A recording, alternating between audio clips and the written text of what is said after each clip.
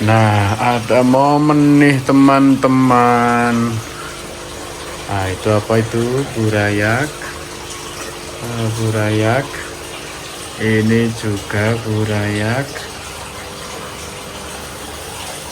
Platinum Reptile Koi. Ini AFR juga ada burayaknya. Nah, yang ini pada hamil masal ini langsung saya kurung di sana. Anaknya brojol juga, teman-teman. Kalau ini malah banyak, ini ada yang berhasil hidup, ada yang nggak berhasil hidup itu di sana. Pada sekarat, bukan sekarat sih, sudah mati sih. Oh, ini udah berenang-renang. Ya, yuk kita bahas yuk. Gimana penanganan buraya di Alfam di Gapi? Kalau di tempat kalian gimana? Kalau di sini, yuk kita simak.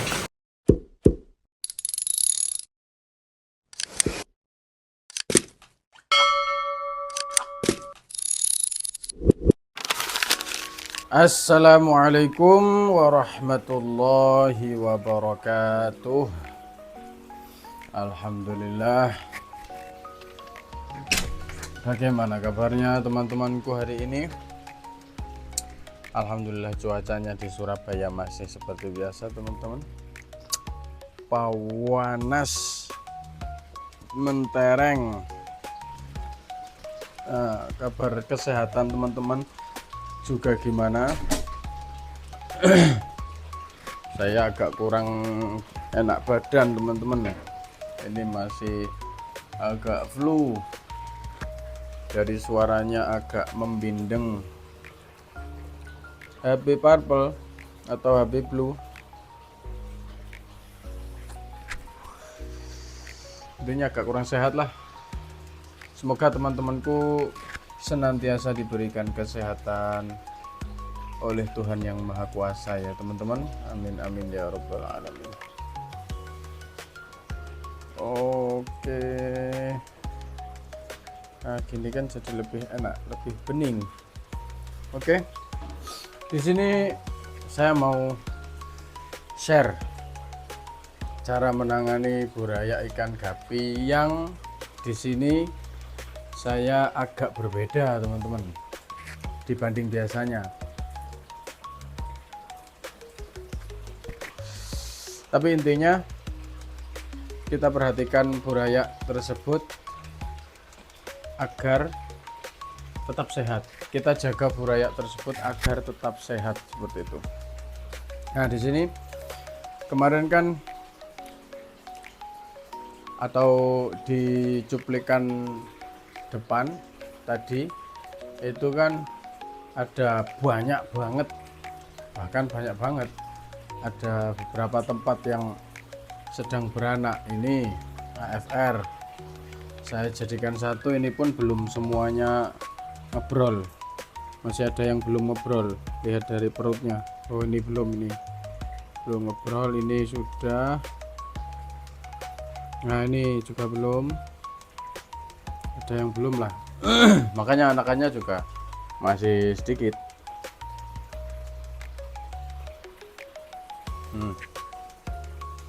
Tapi berenang-renangnya normal, nggak yang gedek-gedek, geol-geol gitu, nggak. Dia mau ke depan serut-serut kayak gitu.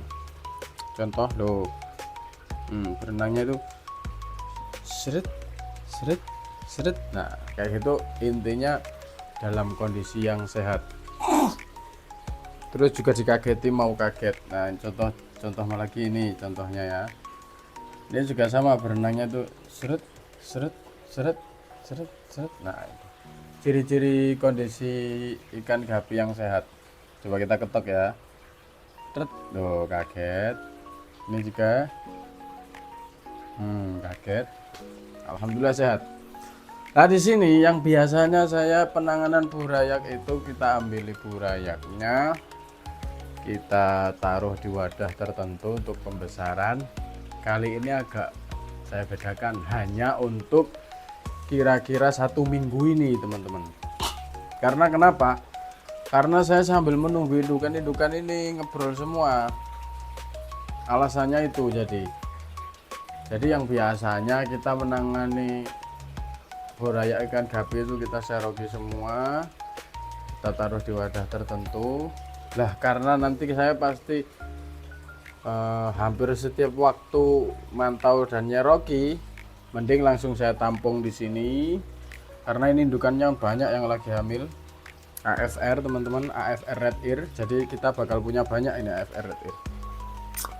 Akhirnya kita langsung masal, kita pasang ini apa ini, kalau saya bilang lebih mudahnya kerawang-kerawang lah ya, jejaring yang kayak gini, kita kasih styrofoam biar mengapung. Indukannya kita taruh situ, anakannya nanti pada keluar kayak gitu. Nah ini kalau ini kemarin beranaknya di sini, indukannya langsung saya kembalikan. Ini juga beranaknya di sini, indukannya langsung saya kembalikan, seperti itu. Sama juga kasusnya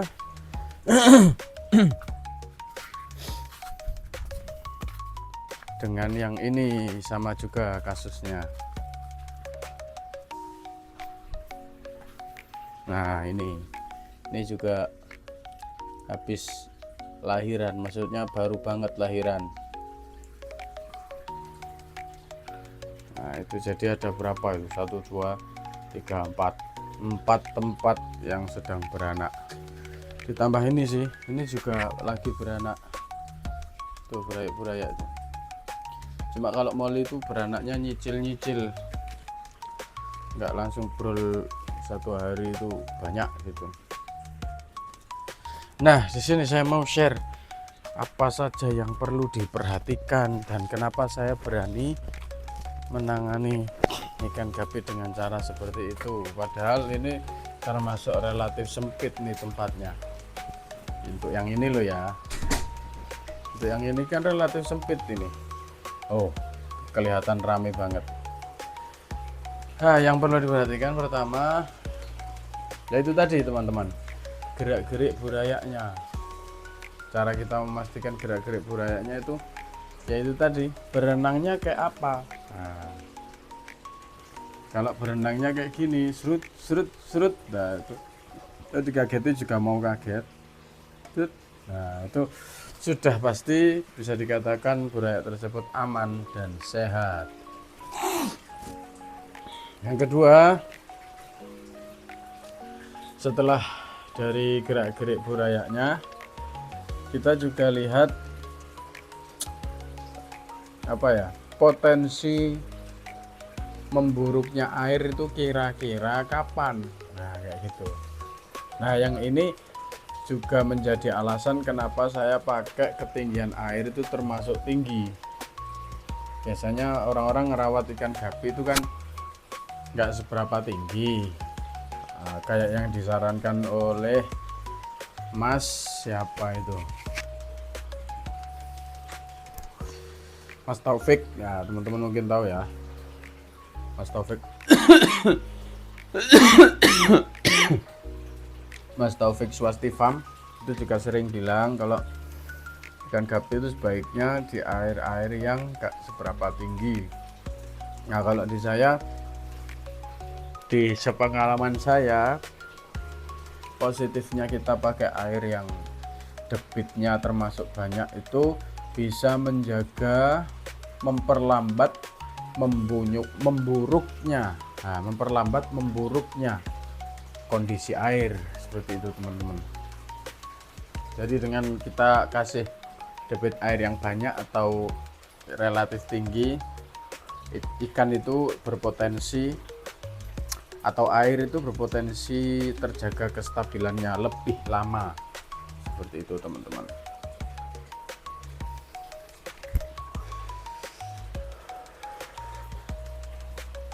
Yang perlu diperhatikan jadi itu tadi. Nah ini kotor teman-teman, bisa dilihat ya, kotor ya kan. Tapi kotornya seperti ini pun kalau debit airnya tinggi, ini juga ada burayak-burayak yang mati teman-teman.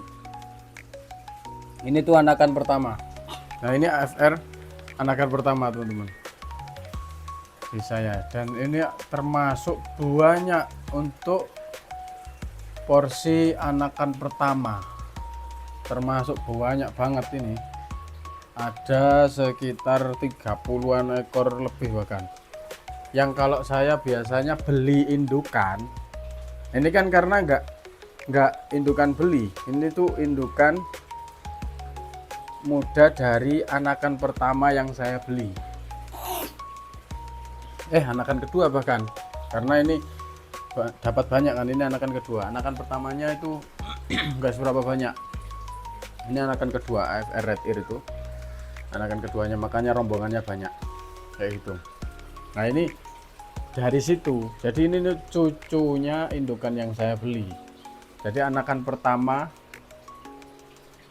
kalau dari induk muda yang saya pelihara dari awal, karena mungkin pakainya cacing sutra, pakainya pakan-pakan yang memang mumpuni untuk perkembangan sel telur, makanya jadi anakan pertama itu termasuk banyak, ini sangat banyak lah, bisa dibilang 3 kali lipat. Wong kadang itu saya tuh kalau beli indukan anakan pertama, apalagi di breeder-breeder yang mereka pakannya itu relatif sering pakai pelet dan Artemia, saya tanpa mengecilkan efek atau positifnya Artemia itu bagus teman-teman, sampai saya tanpa mengesampingkan manfaat Artemia ya, intinya sepengalaman saya dapat dari breeder-breeder tersebut itu pasti anakan pertamanya itu dikit banget, gak sampai 10 bahkan,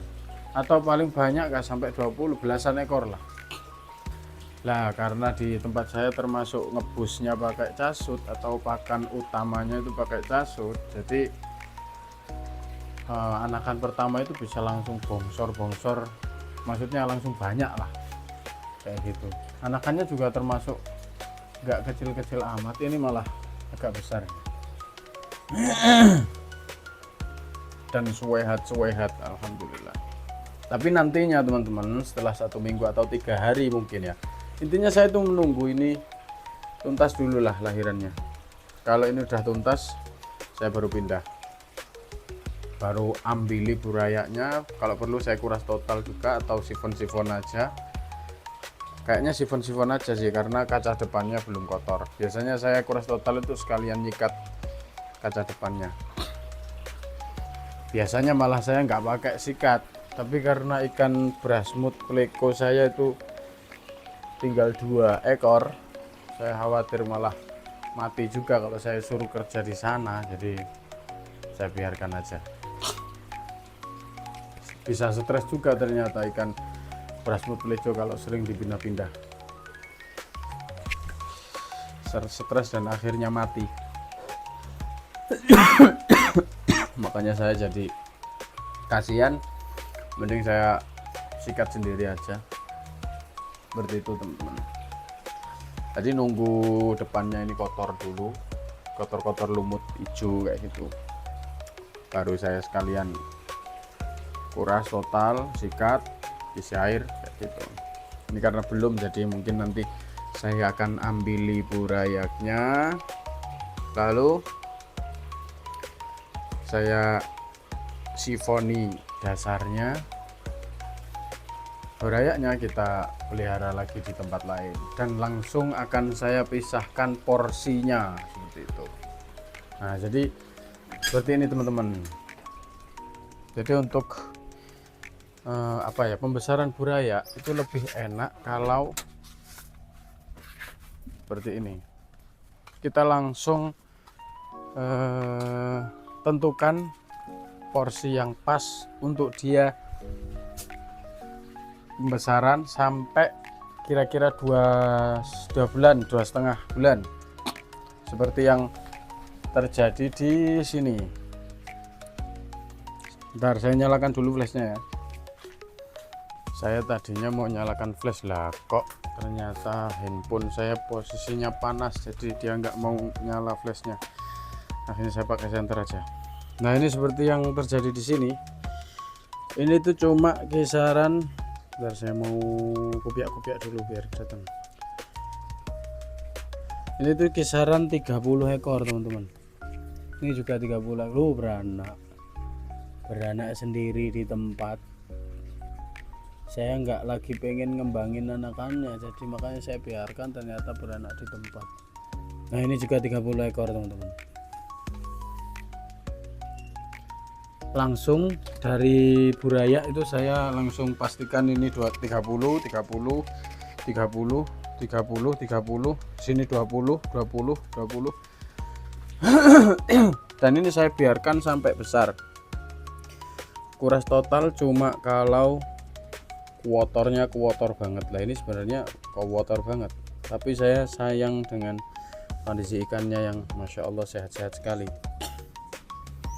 Jadi hal yang perlu diperhatikan juga, kalau pengen lebih instan dalam memelihara ikan gapi itu dalam satu wadah itu langsung kita tentukan dari Buraya sampai dewasa. Kalau saya perkirakan kalau nggak sampai ikan tersebut beranak sebetulnya, atau di bawah 3 bulan atau sampai 3 bulan lah, itu aman. Di sini diisi 30 teman-teman. Kayak ini juga, ini 30 aman, 40 bahkan masih aman. Yang penting nanti ketika usia sudah 2,5 bulan atau 3 bulan itu kita mulai sering-sering pantau. Yang awalnya kita acuh tak acuh, bisa kita pelihara acuh tak acuh. Makanya saya bilang kalau pengen meliharanya lebih mudah, artinya lebih mudah itu apa?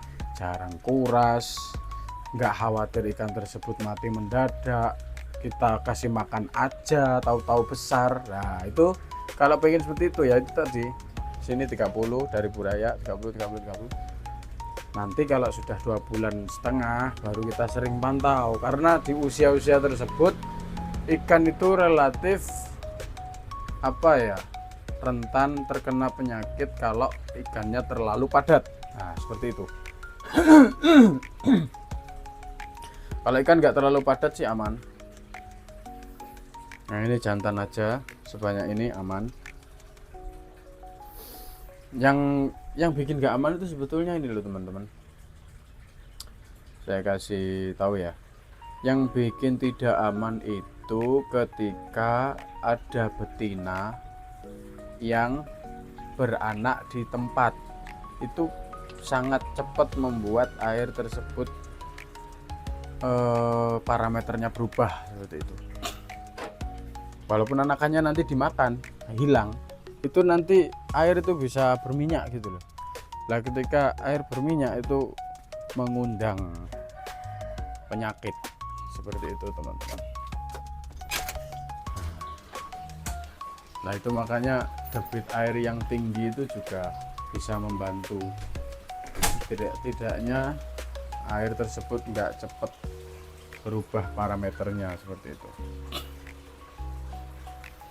Nah ini albino kairet ini setelah kita pelihara beberapa hari, minggu sih, sudah 2 minggu mungkin ya, udah besar toh, udah bongsor, dia kena casut terus-terusan.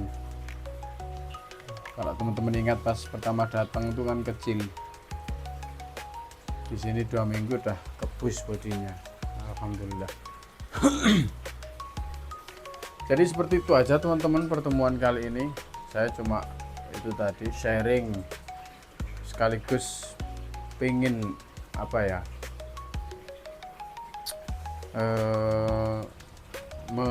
bukan merubah sih, nggak sampai merubah, pengen aja cara saya menangani Buraya nggak seperti biasanya yang langsung saya ambili burayanya, langsung saya pelihara di tempat tertentu, langsung saya tentukan jumlahnya seperti itu. Kali ini karena kita lagi menunggu rombongan ibu-ibu hamil yang sedang beranak, ini kan rombongan, makanya saya sekalian aja nanti kalau sudah semua beranak baru kita urus total seperti itu. Ini juga nanti pasti juga saya urus seperti biasa, cuma karena memang sambil nunggu itu bunda-bunda yang sedang hamil ini beranak untuk semuanya, makanya saya tunggu aja dulu seperti itu. Ya mungkin sampai di sini dulu teman-temanku sekalian. Semoga apa yang saya berikan tadi sedikit atau banyaknya bisa bermanfaat buat kalian, bisa untuk edukasi pembelajaran buat teman-temanku. Apabila ada kurangnya, saya mohon maaf yang sebesar-besarnya teman-teman. Apabila ada kritik dan saran juga bisa dituliskan di kolom komentar. Ya, jangan lupa like, komen, dan subscribe. Akhirnya, assalamualaikum warahmatullahi wabarakatuh.